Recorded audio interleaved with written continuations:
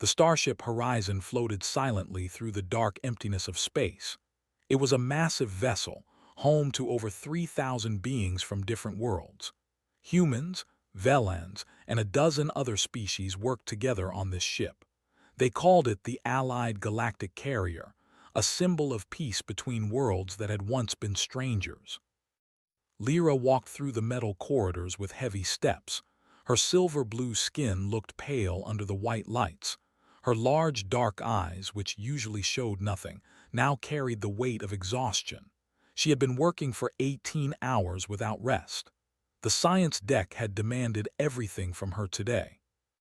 She was a Velan, a member of a species known throughout the galaxy for their cold logic and perfect control. Velans did not show emotion. They did not complain about tiredness. They simply worked until the task was complete.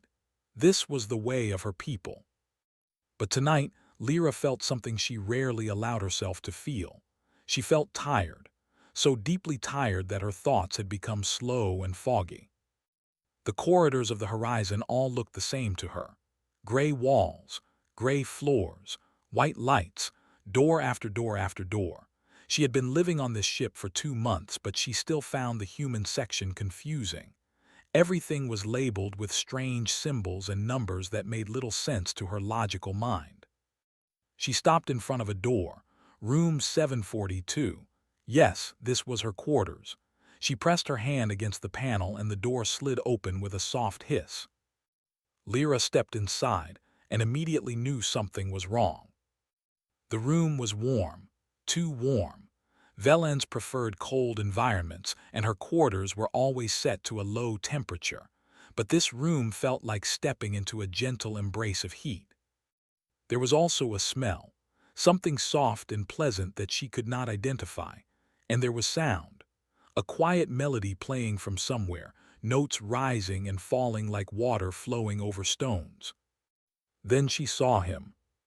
A human male was lying on a bed against the wall. He was wrapped in a thick blanket, his eyes half closed. His black hair was messy, and his face looked peaceful in the dim golden light of a small lamp beside him. Lyra froze completely. Her mind, usually so quick and sharp, went blank. The human opened his eyes. They were dark brown, warm like the room itself. He looked at her without surprise, without alarm. He simply looked at her as if finding an alien woman in his doorway was the most normal thing in the world. "Are you okay?" he asked. His voice was low and gentle. "You look tired." Lyra did not know what to say. In her entire life, no one had ever asked her that question. Velans did not ask such things. Tiredness was weakness, and weakness was not discussed. "I have made an error," she finally said. Her voice came out stiff and formal. "This is not my quarters. I apologize for the disturbance." She turned to leave, but her body did not move as quickly as she wanted. The warmth of the room had already wrapped around her like a soft cloth. Her muscles, tense from hours of work, had begun to relax without her permission. The human sat up slowly. He did not seem angry or annoyed. He looked at her with something in his eyes that she could not read. "You are one of the Velan scientists, right?" he asked. "I have seen you in the meetings. My name is Kang Tisu. I am a sergeant in the security team." Lyra turned back to face him. "I am Lyra, science officer, 3rd class." "Lyra," he repeated, as if tasting the sound of her name. "That is a nice name, easy to say." She did not know how to respond to this. Nice. What did nice have to do with a name? A name was simply an identifier. There was nothing nice or not nice about it. Tisu looked at her more carefully now. "You really do look tired. Your hands are shaking a little." Lyra looked down at her hands. He was right. There was a small tremor in her fingers. This was a sign of severe exhaustion, something that happened when a Velan pushed their body too far. She had not even noticed it. "It is nothing," she said quickly. "I will return to my quarters now." "Wait," Tisu said. He stood up from his bed and walked toward a small table in the corner. There was a strange device on it, along with several containers. "Would you like some tea before you go?" Tea, the word was unfamiliar. It is a drink, warm, it helps with relaxation. He was already doing something with the device. Water began to heat, making a soft bubbling sound. Humans drink it when we are tired or stressed. It makes us feel better. Lyra should have refused. Every rule of Velan behavior told her to leave immediately. She had already made one mistake by entering the wrong room. Staying longer would be another mistake. But she did not leave. She told herself it was because she was curious. Velans were scientists after all. Learning about other species was part of her mission. Yes, that was why she stayed. For research. Tisu placed a small cup in front of her. Steam rose from the dark liquid inside, curling through the air like smoke. The smell was stronger now. It was the same pleasant scent she had noticed when she entered. "What is this smell?" she asked. "Jasmine," he said. "It is a flower from Earth. Many humans find it calming." Lyra looked at the cup. Velans did not drink things like this. They consumed nutrient paste and hydration capsules. Everything measured, everything efficient. There was no place for flowers or calming scents. Slowly she wrapped her hands around the cup. The warmth spread through her fingers, into her palms, up through her arms. It was such a small thing, but it felt strangely wonderful. She lifted the cup to her lips and took a small sip. The liquid was warm and slightly sweet. It flowed down her throat like a gentle wave. Something happened in her chest, a feeling she could not name. It was not pain. It was not fear. It was something softer, something that made her want to close her eyes and simply exist in this moment. "This is unusual," she said quietly. Tisu smiled. It was a small smile, just a slight curve of his lips. Unusual good or unusual bad? Lyra considered the question seriously. "I do not know. I have never experienced anything like this." He nodded as if he understood. He sat down across from her, holding his own cup of tea. The music continued to play softly in the background. The warm light made everything feel gentle and safe. "What is that sound?" Lyra asked. "Music. I play it when I want to relax. This one is called a piano. It is an instrument from my country, well, originally from far away, but my grandmother used to play it." "It serves no practical purpose," Lyra observed. "No," Tisu agreed. "It just sounds nice." There was that word again. Nice. Humans seem to care a great deal about things being nice. It was inefficient. It was illogical. And yet, sitting here in this warm room, drinking this strange flower water, listening to sounds that served no purpose, Lyra found that she did not want to leave. She stayed for another hour. They did not talk much. Tisu seemed to understand that she was not comfortable with conversation. He simply sat with her, refilling her cup when it was empty, letting the music fill the silence between them. When Lyra finally returned to her own quarters, she lay on her cold, hard bed and stared at the ceiling. Her room was exactly as it should be. Cold, dark, efficient. She closed her eyes and tried to sleep, but all she could think about was the warmth of that cup in her hands, the smell of jasmine, the soft sound of the piano, and the human who had asked if she was okay. No one had ever asked her that before. Lyra told herself that she would not return to that room. It had been a mistake, and Velans did not repeat mistakes. But deep in her chest, in that place where the tea had created a strange new feeling, she knew that she was lying to herself. 3 days passed after that night. Lyra worked on the science deck as always. She analyzed data, wrote reports, and attended meetings. She did everything a proper Velan should do, but something was different now. She kept thinking about that room. The warmth, the music, the tea.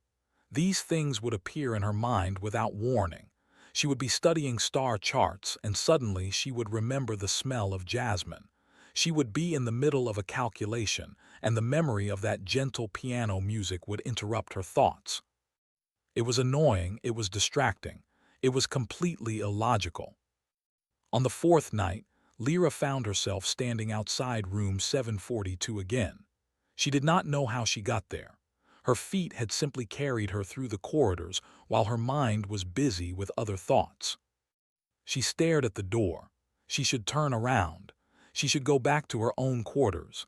She should forget about the human and his strange rituals of comfort. But her hand reached out and touched the panel. The door opened. Tissu was sitting at his small table, reading something on a tablet. He looked up when she entered, and that same gentle expression appeared on his face. He did not seem surprised to see her. "Hello, Lyra," he said. "Would you like some tea?" She should have said no. She should have made an excuse and left. Instead, she heard herself say, "Yes, thank you."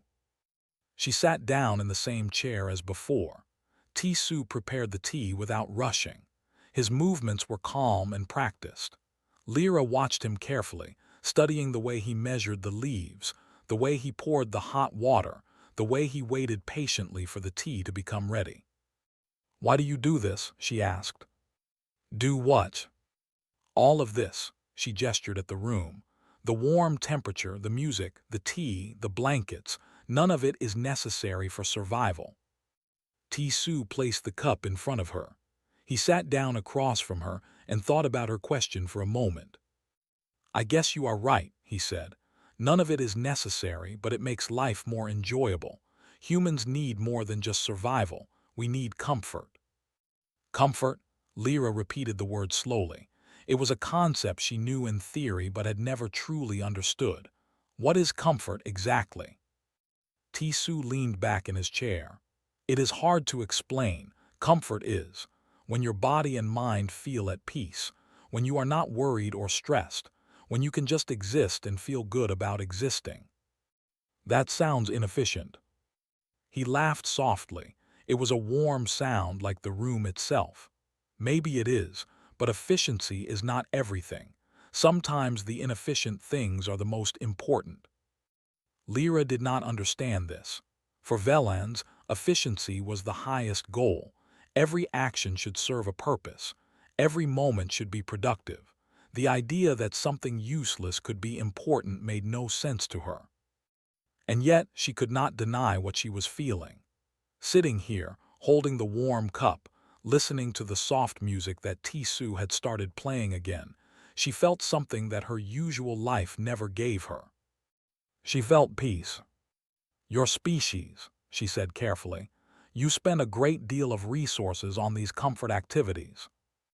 "We do," Tissu agreed. "Soft beds, good food, beautiful art, pleasant music. We create entire industries around making people comfortable." "It seems wasteful." "Perhaps." He took a sip of his own tea. "But I think it is what makes life worth living. What is the point of surviving if you never enjoy your survival?" This question stayed in Lyra's mind. She had never considered it before. Velans were taught that survival itself was the point. Continue existing. Continue working. Continue being useful. Enjoyment was never part of the equation. But was that truly living, or was it just existing? Tissu noticed that she was deep in thought. He did not interrupt her. He simply sat quietly, giving her space to think. This was another thing Lyra appreciated about him. He did not fill every silence with unnecessary words. He was comfortable with quiet. "I have a question," she said finally. "Of course." "The blanket you were using when I first entered, what is its purpose?" Tissu smiled. "It keeps me warm, and it is soft against the skin. Would you like to try it?" Before she could answer, he stood up and retrieved a folded blanket from his bed. It was a deep blue color, made of some material that looked incredibly soft. He offered it to her without any ceremony. Lyra hesitated. Physical contact with objects of comfort was not something Velans did. Their clothing was functional, designed only for protection and utility. They did not surround themselves with soft things. But she had already broken so many rules just by being here. What was one more? She took the blanket and spread it over her lap. The material was softer than anything she had ever touched. It was like touching a cloud if clouds were warm and gentle. She found herself pressing her hands into it, feeling the texture against her palms. She searched for the right word, pleasant. I am glad you like it. Tisu sat back down. My mother made that blanket for me before I left Earth. She said it would keep me warm when I was far from home. Your mother made this with her own hands. Yes, it took her many months. She worked on it every evening after her job. Lyra looked at the blanket with new understanding. This was not just a piece of cloth. It contained time and effort and something else. Something she had heard humans talk about but never truly understood. She loves you, Lyra said. It was not a question. She does. Tisu's voice became softer. I miss her very much. But when I wrap myself in this blanket, I feel like she is here with me, like her love traveled across the stars in the threads. Love, another concept that Velens did not embrace. Attachment was seen as weakness. Caring for specific individuals over others was illogical. And yet, listening to Tisu talk about his mother, Lyra felt something stir in her chest again. That same strange feeling from before. That warm, soft sensation that she could not name. Tell me about her, Lyra said suddenly. Tisu looked surprised by the request. You want to know about my mother? Yes, if you do not mind. So he told her. He talked about growing up in a small town in Korea. He described the mountains near his home, covered with trees that changed color with the seasons. He told her about his mother's cooking, about the spicy red dishes that made his eyes water and his heart feel full. He talked about evenings spent sitting on the floor together, playing games and laughing at silly jokes. Lyra listened to every word.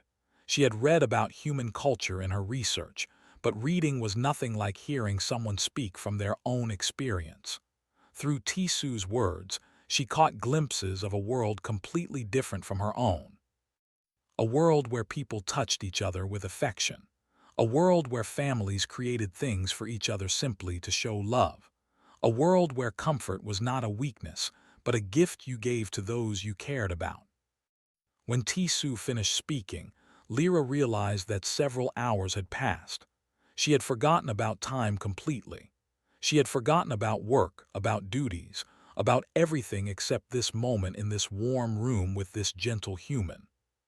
I should go, she said, but she did not move. You can stay if you want, Tisu said. I do not mind the company. Lyra looked at him. His eyes were kind. There was no demand in his offer, no expectation. He was simply letting her know that she was welcome. Welcome, another feeling she had never experienced before. She stayed for another hour, then another. By the time she finally left, the ship's artificial night cycle was almost over. Walking back to her quarters, Lyra realized something that frightened her. She was beginning to understand what comfort meant. And she wanted more of it. The next day, she worked through her duties with her usual efficiency. But her mind kept drifting back to that blue blanket, to the taste of jasmine tea, to the warmth of a room that felt like an embrace. When night came again, she did not even pretend to go to her own quarters first. She went straight to room 742. Tisu opened the door before she could knock. He was holding 2 cups of tea, as if he had been expecting her. Welcome back, he said with a small smile. And for the first time in her life, Lyra smiled too. The visits became a pattern. Every night after her shift ended, Lyra would walk through the corridors of the horizon and stop at room 742. She always had an excuse prepared. A question about human customs. A request for clarification about something she had read. A need to understand some human phrase that confused her. Tisu never questioned her excuses. He simply made tea, played soft music, and let her sit in what had become her chair. They talked sometimes. Other times they sat in comfortable silence. Either way, Lyra found herself counting the hours until she could return. 3 weeks passed like this, then 4, then 5. One evening, Lyra arrived to find something new on the table. A plate of food. orange-red pieces of something soft covered in a thick, bright sauce. "What is this?" she asked. "Tteokbokki," Tisu said. "Rice cakes in spicy sauce. It is a popular street food from Korea.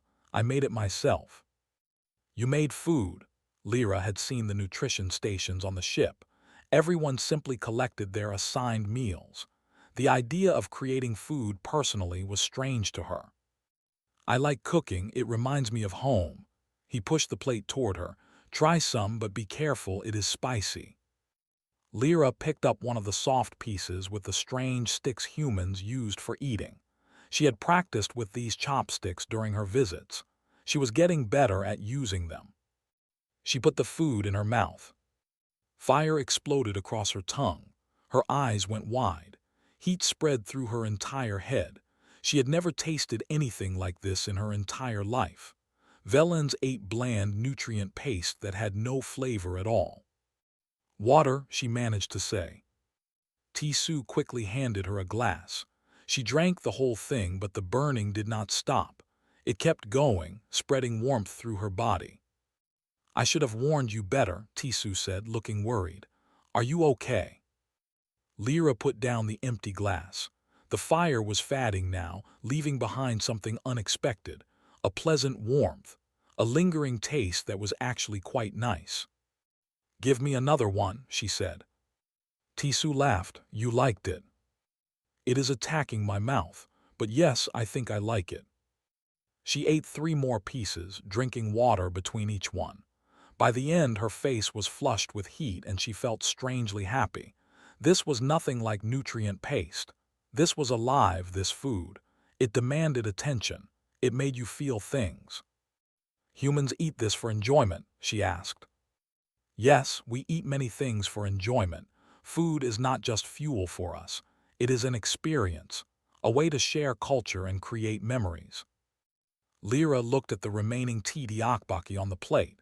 "You shared your culture with me tonight." "I did." Tisu's smile was warm. "I am glad you enjoyed it." Word began to spread around the ship. The crew was not that large, and people talked. A Velen science officer visiting a human sergeant every night was unusual enough to attract attention. Lieutenant Ha Yuna was the first to say something directly. She was a communications officer, a human woman with short hair and a quick laugh. She was also Tisu's oldest friend on the ship. "So," Yuna said, sitting down next to Tisu in the mess hall, "I hear you have an alien admirer." Tisu continued eating his lunch calmly. "I do not know what you are talking about." "Really? Because I heard from Sergeant Pack that a certain Velan has been visiting your quarters every single night for over a month. And I heard from Lieutenant Bay that you have been making extra tea. And I heard from Corporal Cho that you have been cooking Korean food in the auxiliary kitchen. People talk too much on this ship." Yuna grinned. "They do, so what is going on? Are you two together?" Tisu put down his chopsticks and looked at his friend. "It is not like that, she is just curious about human culture. She asks questions and I answer them. We drink tea, we talk, that is all." "That does not sound like all." Yuna leaned closer. "You like her." "She is interesting," Tisu admitted. "Different from anyone I have ever met.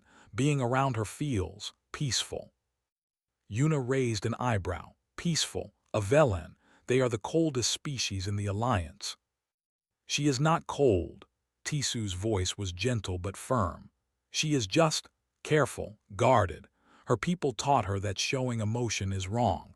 But underneath all that control, there is someone curious and intelligent and kind. She just needs a safe place to let herself feel things." Yuna studied her friend's face for a long moment. Then she smiled, a softer smile than before. "You really do like her," she said. Tisu did not deny it. Meanwhile, Lyra faced her own questions. Commander Oren, the leader of the Velen delegation on the horizon, called her into his office one afternoon. Oren was old for a Velan, over 200 years. His silver-blue skin had faded to a pale gray, and his movements were slow and deliberate. But his mind was still sharp, and his eyes missed nothing. "Science Officer Lyra," he said, "I have received reports about your behavior." Lyra stood at attention, her face carefully blank. "What reports, Commander?" "You have been spending significant time with a human crew member, Sergeant Kang Tisu. You visit his quarters every night. You stay for several hours. This has been happening for weeks." Lyra did not respond. She could not deny what was true. "You know our laws regarding emotional attachment," Oren continued. "Such bonds are dangerous. They cloud judgment. They lead to irrational behavior. And with a human of all species," he shook his head slowly, "humans are the most emotional beings in the galaxy. They are chaotic, unpredictable, and disturbingly warm in all ways." Warm, the way he said it made it sound like a disease. "I have been conducting research," Lyra said carefully, "studying human customs and social behaviors. It is relevant to my work as a cultural liaison." "Is that so?" Oren's voice was flat. "And does this research require you to spend every night in his quarters? Does it require you to consume their food and drink their beverages? Does it require you to smile, Lyra?" She felt a chill run through her. Someone had seen her smile. Someone had reported it to the commander. "I was practicing human expressions," she said, "to better understand their communication methods." Oren was silent for a long moment. Then he leaned forward. "I have been alive for 217 years. I have seen many things. I have seen Velens fall to emotional corruption. I have seen what happens when our people abandon logic for feeling." His eyes were cold. "It does not end well, ever." "I understand, Commander." "Do you? Because I am not certain you do." He stood up slowly. "You will reduce your contact with the human. No more nightly visits. No more consuming their comfort substances. You will remember who you are and what you represent." Lyra's hands tightened at her sides. Inside, something was rebelling, something that did not want to obey this order. But she was still Velen enough to bow her head.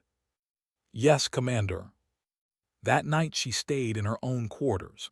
She lay on her hard bed in the cold darkness and told herself that this was correct. This was logical. This was who she was meant to be. But her body ached for warmth. Her hands remembered the feeling of the teacup. Her ears longed for the soft sound of piano music. She lasted 3 days. On the 4th night, she walked to room 742. Her heart was beating fast with something that felt like fear and excitement mixed together. Tisu opened the door. He looked at her and she saw relief in his eyes. He had been worried. "I was hoping you would come back," he said quietly. Lyra stepped inside. The warmth wrapped around her like coming home. "I tried to stay away," she admitted. "I was ordered to stay away." "But you came anyway." "Yes." She looked at him, at this human who had changed everything without even trying. "I do not seem to be very good at following that particular order." Tisu smiled and handed her a cup of tea. He had kept it warm, waiting for her. "Sit down," he said gently. "I learned a new song on the piano recording. I think you will like it." Lyra sat in her chair, wrapped her hands around the cup, and let the warmth fill all the cold spaces inside her. Commander Oren's warning echoed in her mind. But right now, sitting in this room with this human, she could not bring herself to care. Whatever happened next, she would face it. She was not leaving again. The attack came without warning.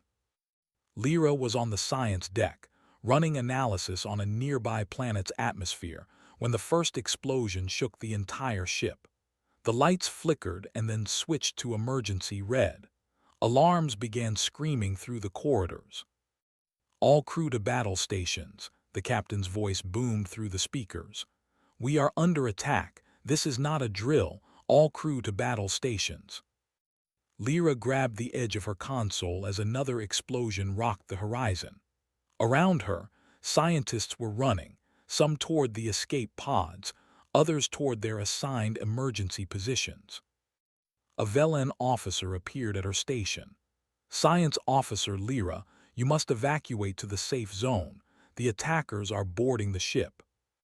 Boarding, Lyra felt fear, real fear, spreading through her chest. Who is attacking us?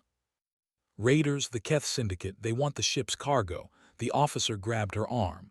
Move now. Lyra ran. The corridors that had become so familiar were now filled with smoke and chaos. Bodies pushed past her. Screams echoed from somewhere ahead. The ship shook again and again as weapons fire struck the hull. She needed to get to the safe zone on the lower decks. But first, she needed to pass through the central corridor. She needed to pass near the human section. Near room 742. Without thinking, she changed direction. She had to know if Tisu was okay. She had to see him, even just for a moment. But she never made it. The ceiling above her exploded inward. Metal and fire rained down. Lyra threw herself to the side, rolling into an open doorway. She felt pain shoot through her leg. When she looked down, she saw blood. Silver-blue Velen blood. A piece of metal had cut deep into her thigh. She tried to stand, but her leg collapsed under her. The pain was too much. She fell against the wall, breathing hard. The doorway she had landed in was a storage bay. Small, dark, dead end. Behind her, she could hear the sounds of fighting getting closer. Plasma weapons firing, people screaming, heavy boots running on metal floors. The raiders were coming. Lyra dragged herself deeper into the storage bay. She pressed her hands against her wound, trying to stop the bleeding. But the blood kept coming, pooling on the floor beneath her. She was going to die here, alone in a dark room, far from everything she had come to love. Love, the word appeared in her mind without permission. She had never used that word before, not even in her thoughts. But now, facing death, she could not deny it anymore. She loved the warmth of that small room. She loved the taste of jasmine tea. She loved the sound of soft piano music playing in the background. She loved him, and she would never see him again. Lyra closed her eyes.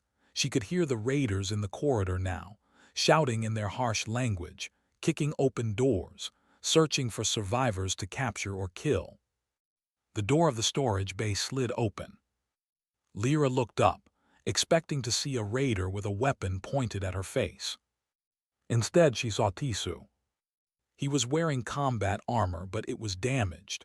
Burns and cuts covered the material. Blood ran down the side of his face from a wound on his forehead. In his hands, he held a plasma rifle. Lyra, he breathed. His voice was desperate with relief and fear. I found you. Tisu, she could not believe he was real. What are you doing here? You should be at your station. I could not. He rushed to her side, dropping to his knees. When the attack started, all I could think about was you. I had to find you. I had to know you were safe. He looked at her leg and his face went pale. You are hurt, badly hurt. I cannot walk. Her voice was weak. You have to leave me, get to safety. No, the word was absolute, final. I am not leaving you. He pulled a medical kit from his belt and began working on her wound. His hands were steady even though everything around them was chaos. He sealed the cut with medical foam and wrapped it tight with bandages. This will hold, he said, but we need to get you to the medical bay. The raiders are everywhere. I know, he looked into her eyes. I will protect you. Before she could argue, he put his arms under her and lifted her off the ground.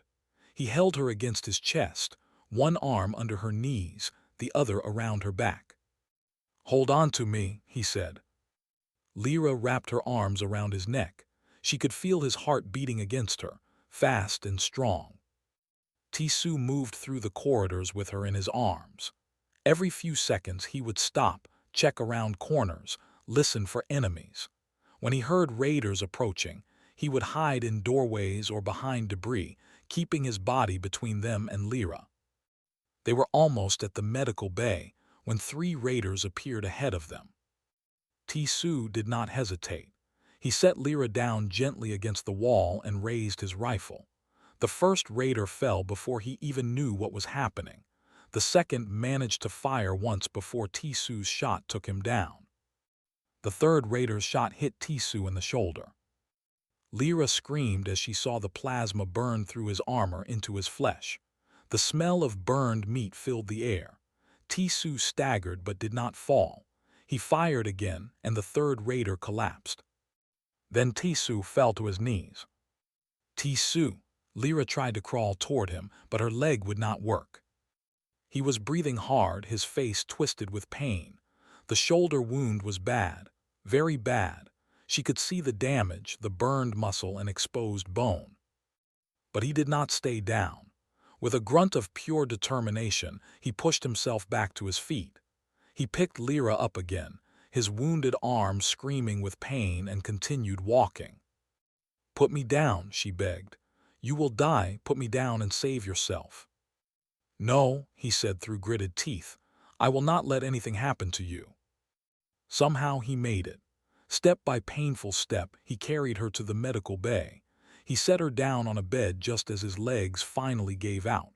He collapsed to the floor beside her, unconscious. "Help him," Lyra screamed at the medical staff. "Help him." The doctors rushed to Tisu. They lifted him onto a bed next to Lyra. They began working on his shoulder, sealing the wound, replacing the burned tissue. Lyra watched everything, unable to move, unable to look away. The battle outside continued for another 2 hours, but eventually, the Horizon security team pushed back the raiders. The enemy retreated to their ships and fled into deep space. The ship was damaged but alive. Many crew members had been hurt, some had died. But Tisu was alive. Lyra did not leave the medical bay. She refused to let the doctors take her to the recovery ward. She demanded to stay next to him, even as they healed her own wounds. When Tisu finally opened his eyes, the first thing he saw was Lyra sitting beside him. She was holding a cup. Steam rose from the liquid inside. "I brought you tea," she said softly, her voice cracked with emotion. "You look tired." Tisu stared at her. Then slowly, painfully, he smiled. "You remembered," he said. "I remember everything." Tears were falling down her face, silver blue tears that Velans were never supposed to shed. "You saved my life. You took a plasma burn for me. Why would you do that?" "Because," he said simply, "that is what you do for someone you care about." Lyra thought about everything Commander Orin had told her, about how emotional attachment was dangerous, about how humans were chaotic and irrational. But Orin was wrong. What Tisu had done was not irrational. It was the most rational thing in the universe.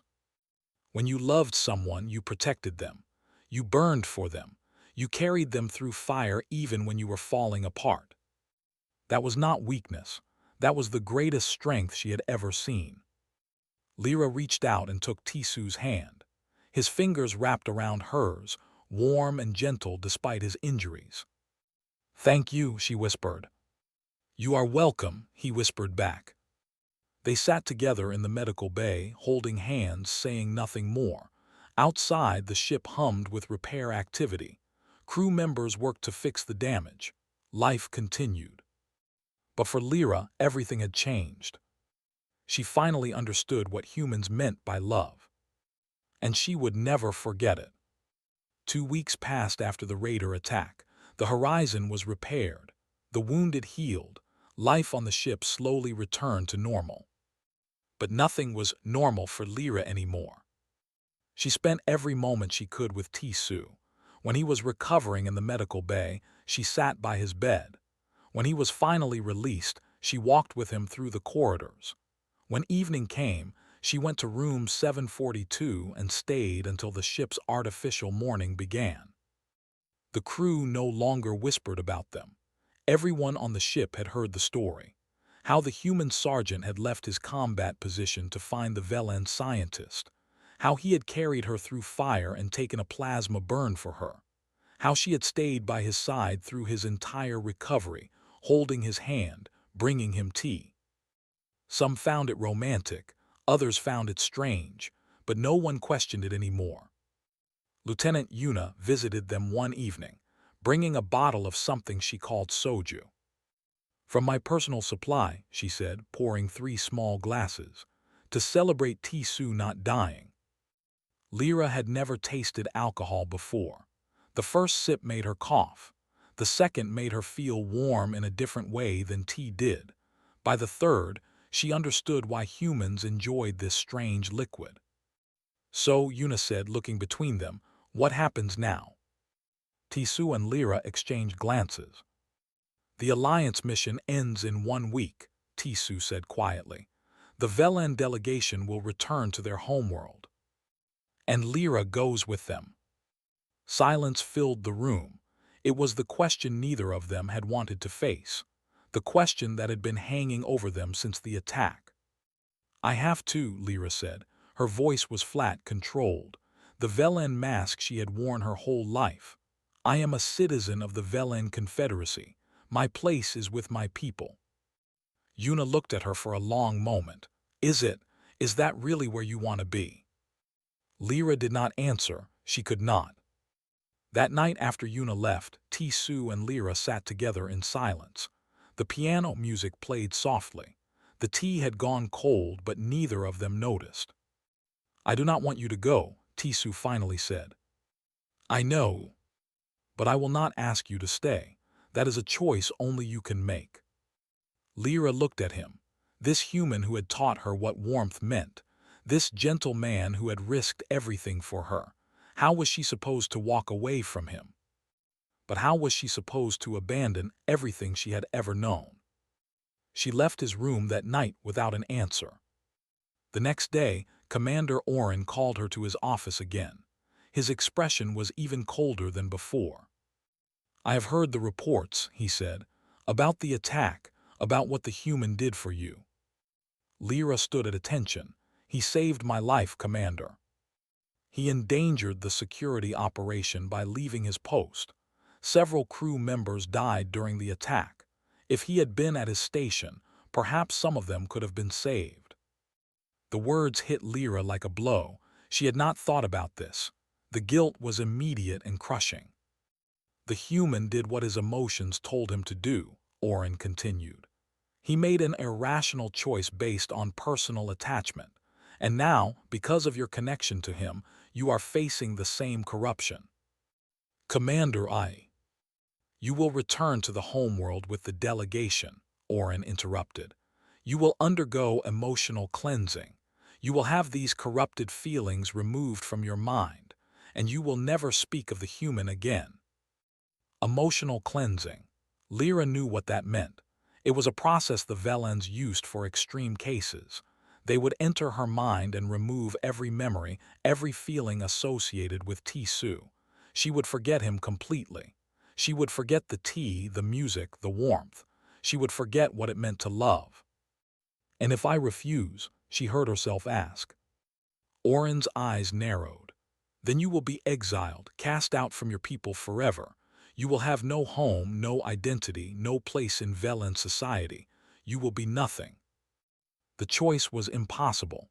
Forget everything she loved or lose everything she had ever been. Lyra left Oren's office in a daze. She walked through the corridors without seeing where she was going. Her mind was chaos, her thoughts spinning in circles that led nowhere. She found herself standing outside room 742. Her feet had carried her there without permission. She could not go in. Not now. Not while she was trying to decide whether to erase him from her memory forever. But the door opened anyway. Tisu stood there, looking at her with those warm brown eyes. "Something happened," he said. It was not a question. Lyra told him everything. Oren's ultimatum, the choice she had to make, the impossible decision between forgetting and being forgotten. When she finished, Tisu was quiet for a long moment. "What do you want?" he asked softly. "Not what Oren wants, not what your society expects. What do you want, Lyra?" She looked at him, at this room that had become her sanctuary, at the cup that was always waiting for her, at the blanket in her chair, at the small life they had built together in stolen moments. "I want to stay," she whispered. I want to stay here with you. I want to wake up in warmth every morning. I want to drink tea and eat spicy food and listen to music that serves no purpose. I want to feel things without shame. I want to love you without being told it is wrong. Tears were falling from her eyes again, those silver-blue tears that marked her as broken by Velan standards. Then stay, Tisu said. But I will lose everything. No, he stepped forward and took her hands in his. You will lose the people who cannot accept you as you are. You will lose a cold world that never let you feel happiness, but you will not lose everything. You will gain something new, a home, a family, a life that is truly yours. You would want me, even knowing I have nowhere else to go. Tisu smiled, that gentle, warm smile that had changed her entire universe. I want you because you are you, not because you are Velan, not because you have nowhere else to go. Because when you sit in that chair with tea in your hands and music in your ears, I see someone beautiful. Someone who was kept in the cold her whole life and is finally learning what it means to be warm. Lyra made her choice. The next morning, she walked into Oren's office and stated her decision. I will not return to the homeworld. I will not undergo emotional cleansing. I am submitting my resignation from the Velan delegation and requesting permanent assignment to the Horizon as a cultural liaison. Oren stared at her. You are choosing exile for a human. I am choosing myself, Lyra said. For the first time in my life, I am choosing what I want instead of what I am told to want. Oren's face twisted with disgust. Then you are no longer Velan. You are nothing to us. You will never be welcome among your people again. Lyra nodded slowly. I understand. She turned and walked out of his office for the last time. The delegation left 3 days later. Lyra watched from the observation deck as the Velan transport ship flew away, carrying her former life with it. She felt sadness, yes, grief for the world she had lost. But she also felt something else, something light and free. Relief. That evening she did not knock before entering room 742. She simply walked in like she belonged there, because she did. Tisu was waiting for her. 2 cups of tea sat on the table. The blue blanket was draped over her chair. Soft music filled the air. But something was different. There was a second bed against the wall now, a second pillow, a second set of drawers. I talked to the captain, Tisu said, a little nervous. She approved the room reassignment if you want it. You do not have to, but I thought maybe. Lyra crossed the room and wrapped her arms around him. She buried her face against his chest and held on tight. Yes, she said into his shirt. Yes, I want it. I want all of it. I want everything. Tisu held her back, his arms warm and strong around her. Then it is yours, he said softly. All of it for as long as you want it. Lyra pulled back just enough to look at him. She was smiling again, not a practiced human expression, a real smile that came from somewhere deep inside her. I have a confession, she said. What? That first night, when I walked into your room by accident, it was not entirely an accident. Tisu raised an eyebrow. What do you mean? I saw you earlier that day, in the mess hall. You were laughing at something your friend said, and I wondered what it would be like to know someone who laughed like that. She looked down, embarrassed. I think some part of me was looking for you even then, even before I knew what I was searching for. Tisu laughed softly. Then I am glad you found me. So am I. She took her place in her chair.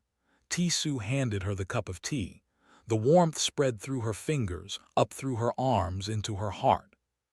Welcome home, Lyra, Tisu said. She looked around at the small room. At the soft light, the gentle music, the blanket that still smelled like jasmine. At the human who had taught her what it meant to feel. Home, such a simple word. She had never understood it before. Now she did. I am home, she said quietly.